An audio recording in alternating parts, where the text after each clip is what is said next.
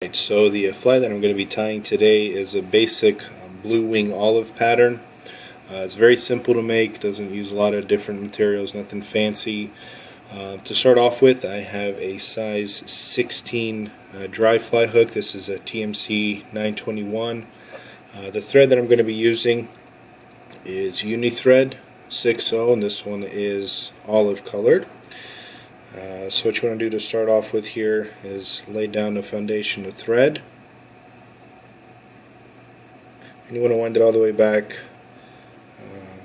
either to right at the bend of the hook, or you want to stop right before the bend. If you go down a little, that's okay, but try not to go too far down, because if you do, your tail isn't going to sit properly. Speaking of the tail, we're going to go ahead and use the Mayfly tails. You can get these at your local fly shop. If you're not able to get your hands on some, you can just use some kind of feather fibers. And I'll snip out 3 of them. Measure the length to be about the length of the body. Go ahead and hold them in place and wrap them in here.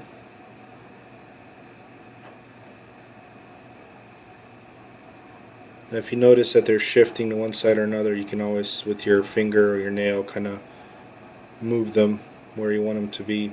And I like to take 1 or 2 wraps underneath the tails, just to kind of give them something to rest on there. There we go. Take a couple wraps up here to make sure that the tails are secured properly, and then come in and snip the excess away. Alright, now it's time for the dubbing. In this case, I have olive colored ultra fine dubbing, and you don't want to put a lot. As always, the dubbing, you want to start off with a little less. You can always add more, but it's kind of a pain to take away dubbing.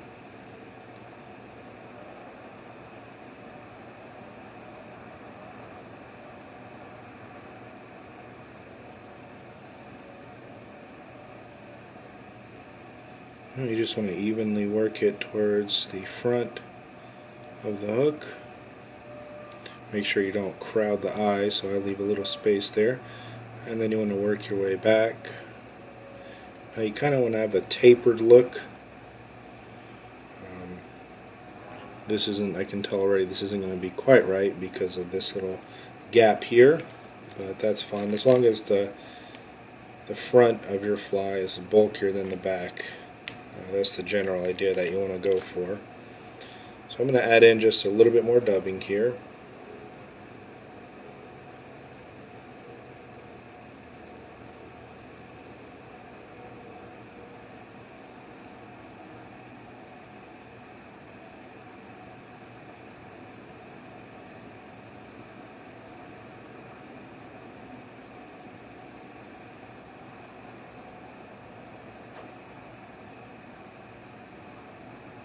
Alright, then I'm going to come about maybe a millimeter from the eye back with the thread, and we're going to tie in the wings. For the wings, what I like to use is Z-Lawn. This is pretty easy material to work with. In this case, I have it in a white color. What I like to do is I'll cut off about 1 inch or so. Now the wings are not going to be 1 inch long, it's just easier to work with on such a small fly. So what I'll do is I'll come in here with a very loose wrap just to kind of catch it. And once I have it in there, what I'll do is I'll pick up both ends, get all the fibers here, I'll lift it up, and then I'll kind of move it back to where I want it to be, just to make sure that it's on center. That's just a technique that I use. I find that works easiest for me. I don't tie a lot of real small dry flies, so I'm sure there's lots of guys out there and gals who can do a much better job at this than I can, but for me that works really well. And so after you've set it up where you want it to be, what you want to do is work your way around it using some figure 8 wraps. If I can get this to cooperate with me. There we go. So what you'll do is you'll just come around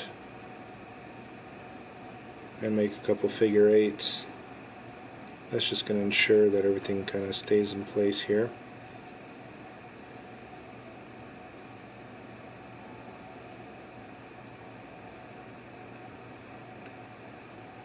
And if you have a couple loose fibers like this one here, just try to get rid of them.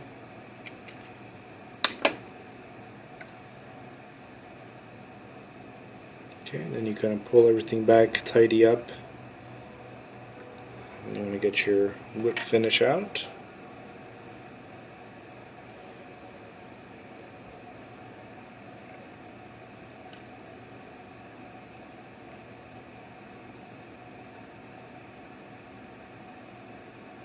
And do 7 just to give it a real nice bulky head there. Pull back on it and make sure everything's nice and tight.